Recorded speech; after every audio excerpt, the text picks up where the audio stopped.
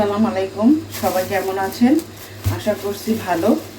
আজকে হলো ঈদের দ্বিতীয় দিন। সকালবেলা নাস্তা বানাইতেছি। ঈদের দিন তো নাস্তা বানাই নাই। মেয়েদের বাবা ঈদের দিন আমাকে নাস্তা বানাইতে দেয় না, বেশিরভাগই ও নাস্তা কিনে আনে। আর এমনি ঘরে আটা শেষ হয়ে গেছিল। আর একে দেখেন, গতকালকে 2 মে 2 দিকে বসে জোর করে মেহেদি পড়াই দিছে। এখানেও পড়াইতে চাইছে, আমি পড়তে চাই নাই। মানে আমি ওদের সাথে এত রাগারাগি করি, কিন্তু ওরা জোর করে, যে দেখেন আমার মেয়েরা মাশাআল্লাহ অনেক সুন্দর করে মেহেদি পড়াইতে পারে, যে অনেক সুন্দর করে। এই গুণ আমার ভিতরে নাই।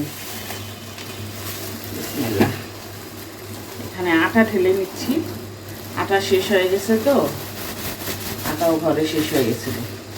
গতকালকে রাতে মেয়েদের বাবা ভাত আনছে। সকাল বাজে এখন 9টা। সকাল 7টা বাজলে আমার ঘুম ভেঙে যায়।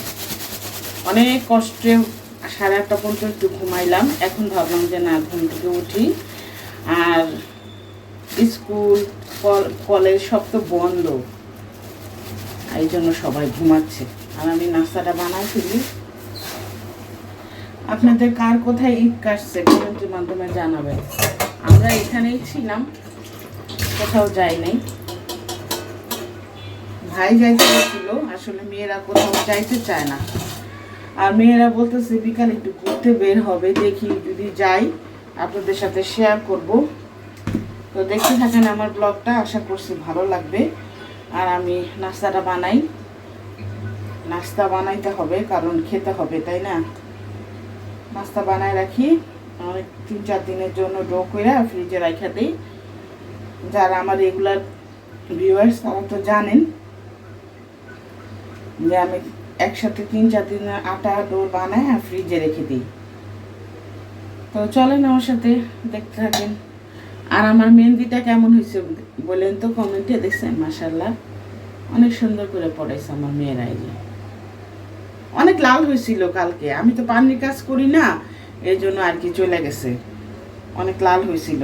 আর সারাক্ষণ আমরা মেয়েরা কি করি, আমার মারা ঘরের বউরা সবসময় তো রান্না করে হাঁড়ি পাতিল ধোয়া, সংসারে টুকিটাকি কাজ করতে গেলে না মেহেদি পড়তে মন চায় না। আর মেহেদি পড়তে সময় লাগে, অনেকক্ষণ বসে থাকা লাগে, এই জন্য আরও মেহেদি পড়তে মন চায় না। কালকে যখন আমি একটু দুপুরবেলা শুয়েছি কাজটা শেষ করে, তখন দেখি 2 মেয়ে 2 জায়গায় আসছে। না তোমার পড়তেই হবে, না তোমার পড়তেই হবে, জোর করে পড়াই দিছে। আমি অনেক চিল্লাচিল্লি করছি, তারপরও পড়াই দিছে। ওরা মাশাআল্লাহ প্রতিবারই আমার সাথে এরকম করে, মেহেদি টেদি জোর করে পড়ায় দেয়, না পড়তে চাইলেও। ছোটোকালে তো অনেক মেহেদি পড়ছি ঈদে, এখন বড় হয়ে মাশাআল্লাহ আমার মেয়েরা আমাকে মেহেদি পড়ায় দেয়। তো যাই হোক, অনেক কথা বললাম। সবাই আমাদের জন্য দোয়া করবেন, ছোট্ট এই পরিবারের জন্য, জানি আল্লাহ সবসময় হেফাজতে রাখে, সুস্থ রাখে। সবাই এই দোয়া করবেন আমাদের জন্য। আমিও আপনাদের জন্য দোয়া করি, আল্লাহ জানি আপনাদের সুস্থ রাখে, হেফাজতে রাখে। গরু মাংস রান্না করছিলাম, সেটা আবার একটু জাল দিয়ে নিতেছি। গরু মাংস জল দিয়ে নাস্তা খেতে কিন্তু ভালোই লাগে।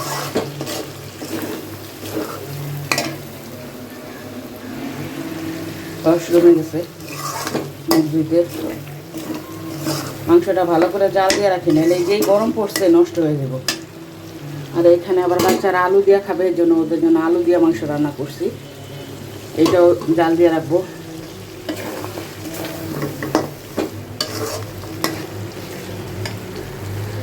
মাংসটা কিন্তু কোরবানির মাংস, খাইতে একটা আলাদা টেস্ট, এটা বলার বাইরে। এই মাংসের সাথে আপনি অন্য কোনো মাংস যতই রান্না করেন, এরকম একটা গন্ধ, তো সুন্দর একটা গন্ধ আসবে না। যাই হোক, এটা আবার গরম করে ওইটা গরম করব। প্রথমে আটা বানাইলাম, এখন আবার আটার ডোটাও হয়ে গেছে। এখন নাস্তা বানাবো। আর গরু মাংসের তরকারি আছে, সেগুলোও গরম করে রাখবো। দুপুরে খাওয়া দাওয়া করে তারপরে যাব।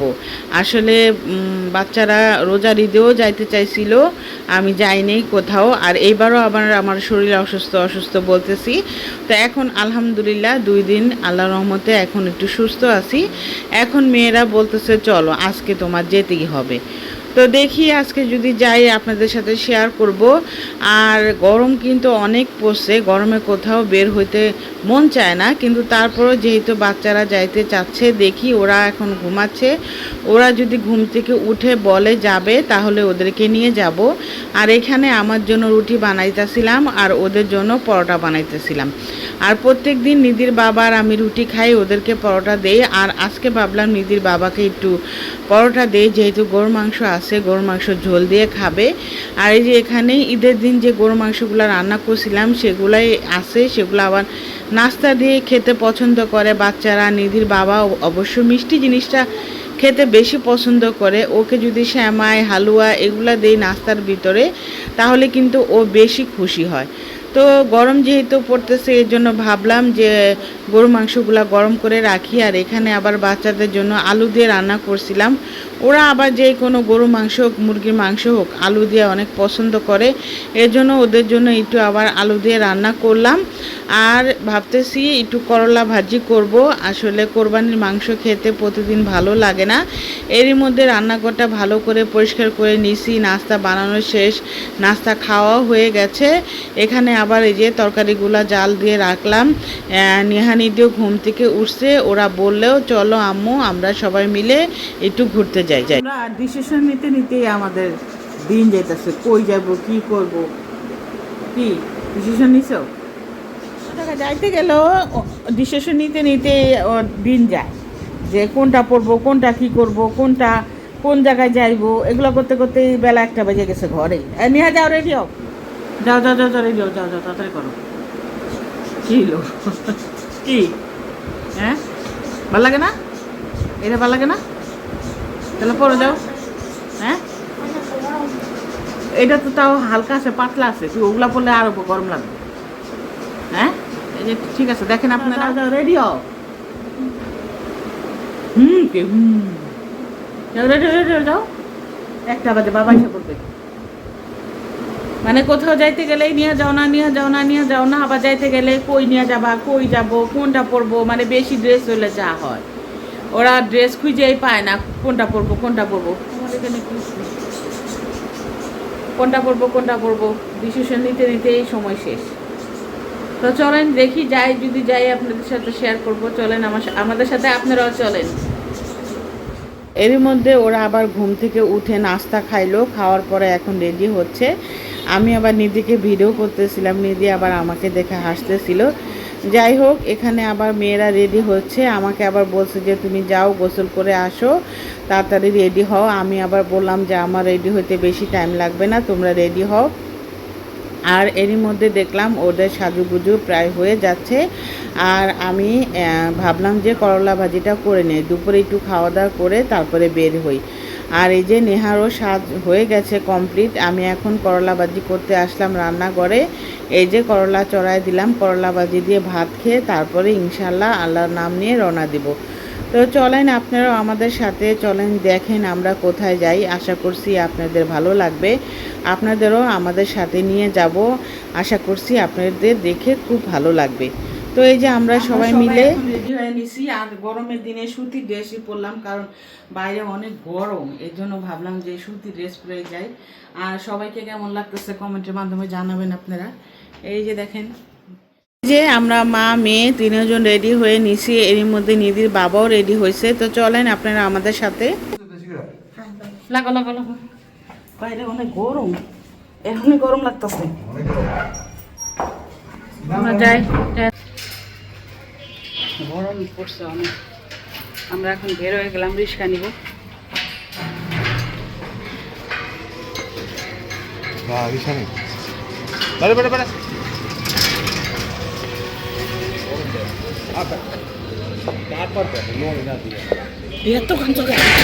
আমি গামি যে আমরা এখন রিক্সায় নিয়ে নিলাম, বাজারে স্ট্যান্ড আছে সিএনজি, সেখান থেকে আবার সিএনজি নিয়ে নিব। তো এখানে আবার দেখলাম প্রচণ্ড গরম পড়ছে, ভাগ্যিস ভালো আমি সুতির জামা পরে আসছিলাম।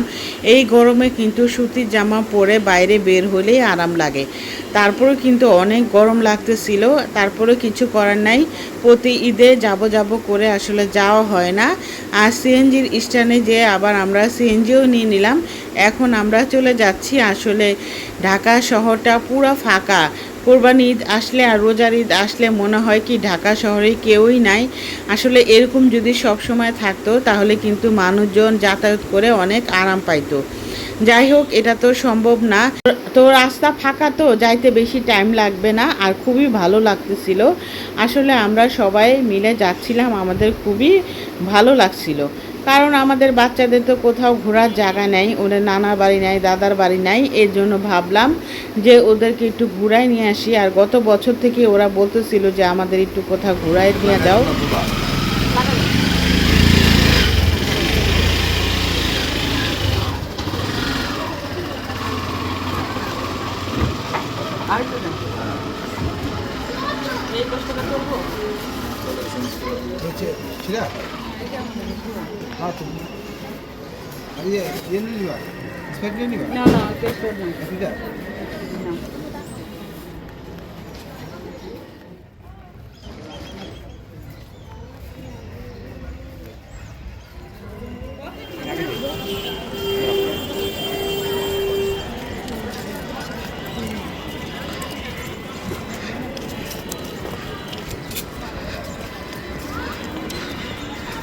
কোন দিক দিয়ে আগে ঢুকবা? এই যে আমরা টিকিট কেটে এখন ভিতরে ঢুকে গেলাম। আমরা সবাই মিলে আহসান মঞ্জিলে আসছি।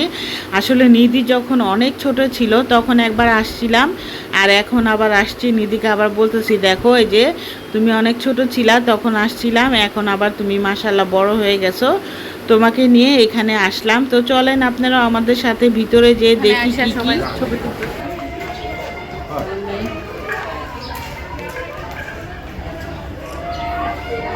এই যে ছবি তুলতেছে।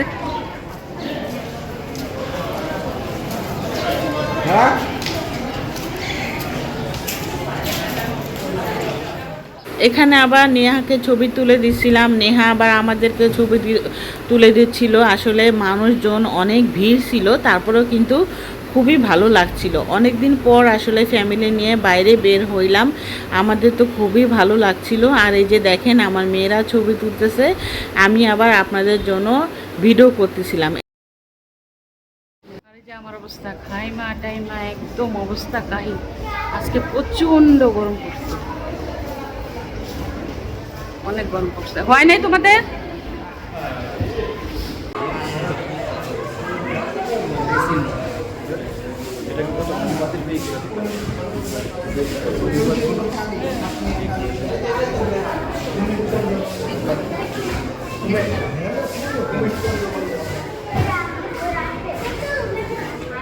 আসলে একটা কথা এখন বলবো, বলে হয়তো অনেকে বিশ্বাস করবে না। এই আহসান মঞ্জিল হলো আমার নানি শাশুড়ি বোনের শ্বশুর বাড়ি। এখানে আমার বড় ননাসের নাকি বিয়েও হয়েছে। তো অনেকে এটা বিশ্বাস যাবে না, কারণ এর জন্য না আমরা কাউকে বলি না। আর নেহার বাবাও বলে যে এখানে অনেক ছোট থাকতে নাকি আসতো।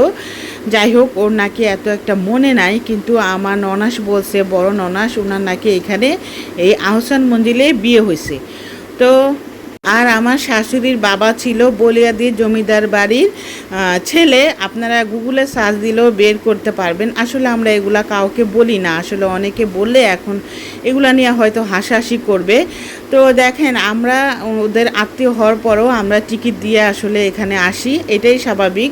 অনেকে বিশ্বাস যাবে না, আর আমরা এগুলা কাউকে বলতেও চাই না। আর আমার শাশুড়িরা সিদ্দিকি ফ্যামিলির, ওনারা 5 বোন। তো আমার শাশুড়ি তো মারা গেছে, তো আমার নানা শাশুড়িও অনেক জমিদারের মেয়ে ছিল। যাই হোক, এখানে আবার আমরা দেখতেছিলাম ঘুরে ঘুরে, আমাদের খুবই ভালো লাগতেছিল। নিধির বাবাকে আবার বলতেছিলাম, তুমি যদি এখন কাউকে বলো যে তোমাদের ফ্যামিলি এটা ছিল, কেউ আসলে বিশ্বাস যাবে না। তো যাই হোক, এগুলো আসলে বলার কিছু নাই, আমরা বলতেও চাই না। এখানে আবার দেখেন, এই সিঁড়িটা দেখে খুব অদ্ভুত লাগতেছিল যে এখানে আসলে কিভাবে মানুষ ওঠানামা করত। আর কত বড় ডাইনিং রুম, সেটাও আবার দেখলাম, খুবই ভালো লাগতেছিল। নিধি বলছিল যে আম্মু চলো এখানেই যাই, অনেক ছোটোকালে একবার গেছিলাম, আমার সেরকম মনে নাই, তাই ভাবলাম যে চলো যাই, ঘুরে আসি। তো এখানে এসে কিন্তু খুবই ভালো লাগছে। গরম লাগতেছিল, তারপরেও কিন্তু ভালো লাগতেছিল। আমি একদিন দেখি যে বলিয়াদি জমিদার বাড়ি গাজীপুরে, সেখানে যদি আমি কোনো সময় তাই তাহলে আপনাদের সাথে শেয়ার করার চেষ্টা করব। আসলে ওইখানে আমার ছোট যা সবাই গেছে, আমি আসলে আমার ওরকমভাবে যাওয়া হয়নি। আমার মেয়েরা অনেক আগ্রহী, কিন্তু এত দূর না যেতে একটা ভালো লাগে না। আর এখানে দাঁড়িয়ে আমি আবার একটু আপনাদের জন্য ভিডিও করতেছিলাম। আর এই গেটগুলো এত বড়, নিধির বাবাকে আবার বলতেছিলাম যে এত বড় কেন, উঁচা গেট। নিধির বাবা আবার বলল আগেরকার মানুষ নাকি অনেক লম্বা ছিল। এখানে রাজারা আগে অনেক কিছু ব্যবহার করছে, সেগুলো আছে। আর লালবাগ কেল্লা না আসলে ওরকম দেখার মতো কিছুই নাই, এর জন্য লালবাগ কেল্লায় যাই নাই। নিধি বলছিল একবার, তারপরে গেলাম না। আর এই যে দেখেন এখানে খাট, আলমারি, ড্রেসিং টেবিল, মানে এখানে আবার ওনাদের ছবিও আছে। ওনারাই নাকি এগুলা ইউজ করছিল, আসলে জানি না তো।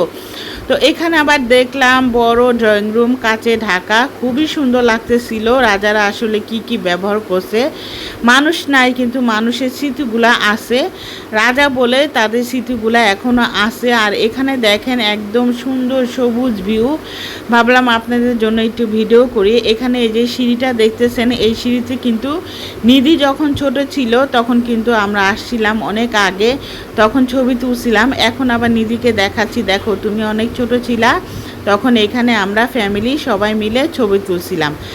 আর এখানে কিন্তু প্রচণ্ড গরম পড়ছে, তারপরেও কিন্তু সবাই মিলে ঘুরতেছিলাম। ঈদে কিন্তু ঘোরাঘুরি করতে একটু ভালোই লাগে। আর এই যে এখন আমাদের দেখা কিন্তু শেষ, এখন আমরা যাব আবার সামনে একটা বিল্ডিং আছে, সেখানে যে দেখব যে কিছু দেখা যায় কিনা। আর সামনে কিন্তু বুড়িগঙ্গা নদী। চাকরি করে না, সে আবার আমাকে এখানে বসতে দিল। উপরে ফ্যান, এখানে দেখেন। এখন আমাদের দেখা শেষ, এখন আমরা বাসায় চলে যাব। এই এতটুকু দেখা হলেই শেষ, আর নাই। মেয়েরা ছবি তুলতেছে, ফ্যানের বাতাস খাইতেছি। এত গরম পড়ছে ভাই, বলার বাইরে। আসছো, বসো বসো বসো।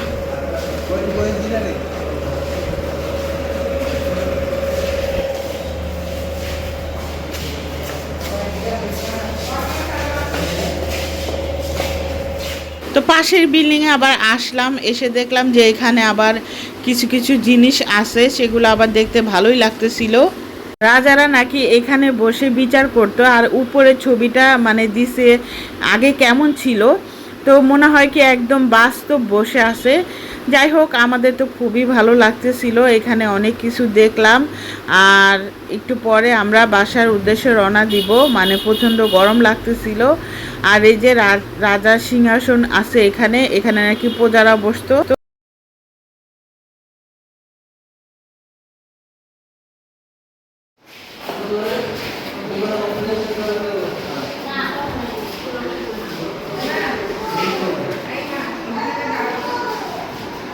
নিধি বলে এটাকে বাট্টু রাজা, আর এটা কি শিব। অনেক ছোটকালে নিধিরে নিয়ে আসছিলাম, তো তো ও আবার এখন এটা দেখে বলতেছে বাট্টু রাজা। এটাকে দেখে বলতেছে নিধি বাট্টু রাজা। নিধি হয়েছে, তোমাদের হয়েছে? চলো চলো চলো।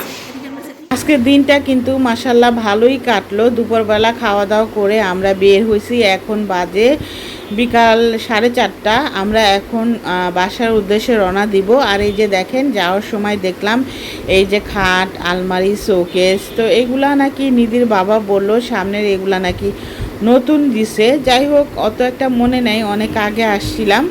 আশা করছি আমার এই ব্লগটা আপনাদের ভালো লেগেছে। যদি ভালো লাগে বরাবরের মতোই আমার চ্যানেলটা সাবস্ক্রাইব করবেন, লাইক করবেন, কমেন্ট করবেন, শেয়ার করবেন। আর যারা অলরেডি সাবস্ক্রাইব করছেন তাদেরকে অনেক অনেক ধন্যবাদ। তো কথা বলতে বলতে ভিডিও শেষ প্রান্তে আসছি। আল্লাহ হাফেজ।